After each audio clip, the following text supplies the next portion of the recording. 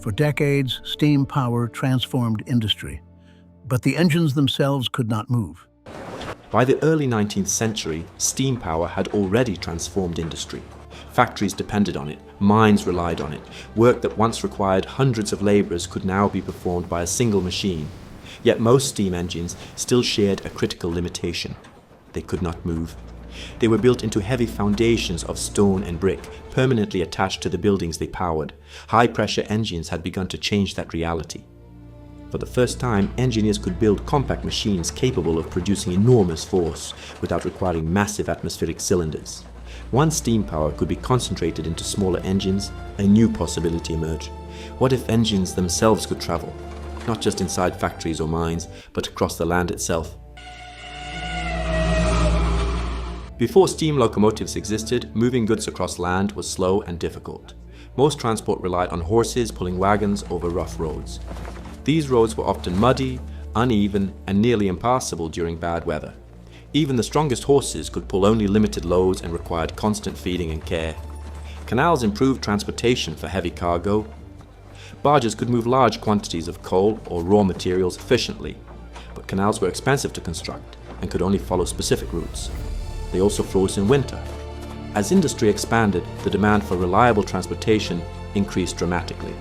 Factories needed coal, cities needed fuel, markets demanded faster delivery. The growing industrial world was waiting for a new form of transport. Engineers soon began experimenting with the idea of mobile steam engines. Early attempts were crude and uncertain. Heavy engines were mounted onto wheeled frames, creating machines that resembled mechanical wagons. These engines were powerful but difficult to control. Boilers leaked, mechanical parts failed under stress, and many early designs proved unreliable. Yet one idea began to gain attention. Instead of using ordinary roads, engineers experimented with rails. Iron rails provided a smoother surface and reduced resistance dramatically. But a major question remained. Could smooth iron wheels grip smooth iron rails? Many engineers believed they would simply slip. If that assumption was true, steam locomotion would never work.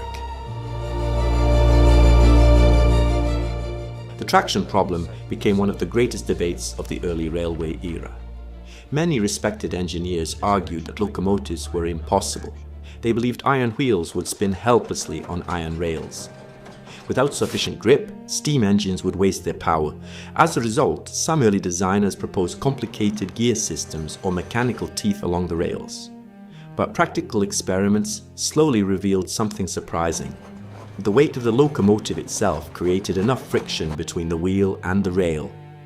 This natural adhesion allowed engines to pull loads far heavier than many engineers expected.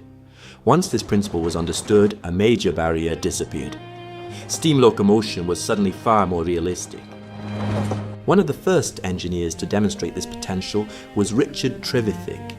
In 1804, Trevithick built a high-pressure steam locomotive designed to run on rails at the Penydarren ironworks in Wales.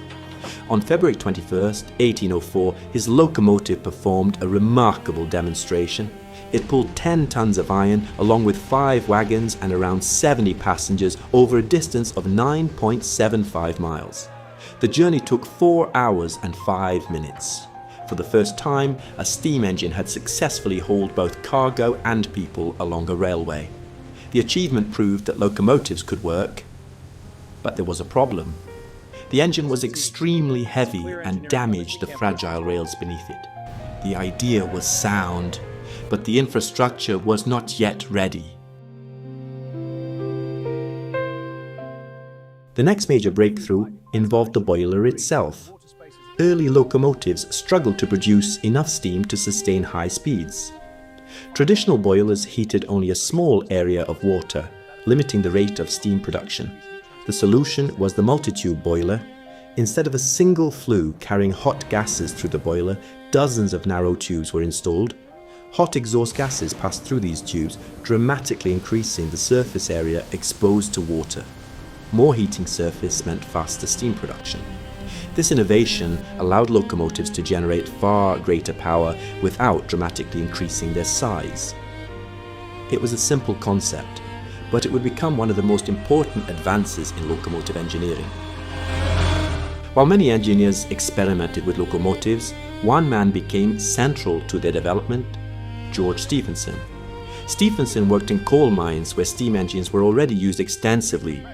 He understood both the mechanical challenges and the practical needs of industry.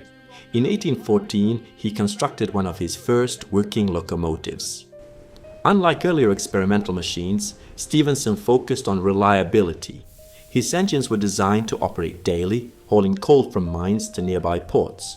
Just as importantly, Stephenson also improved railway infrastructure.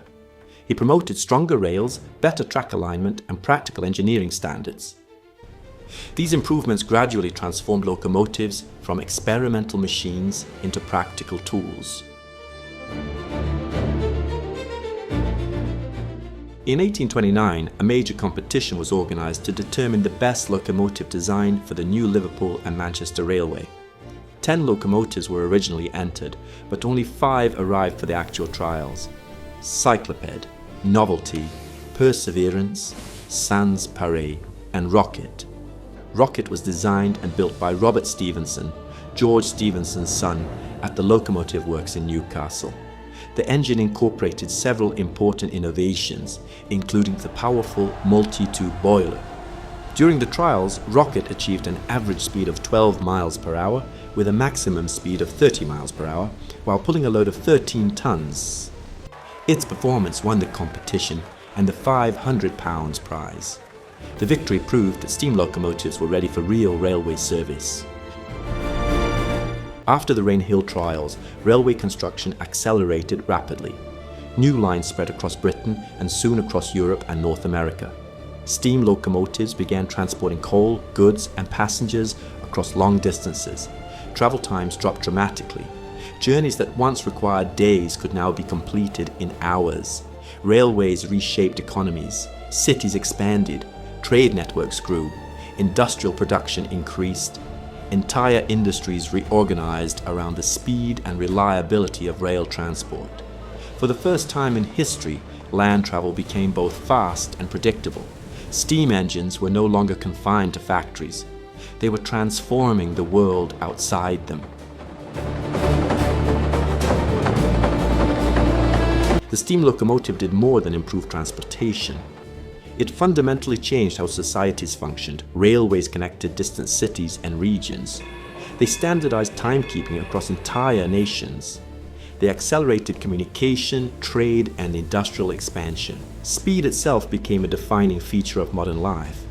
What began as experimental machines mounted on rails soon became the backbone of global transport networks. Steam locomotives carried people, goods, and ideas across continents, but steam power was not limited to land.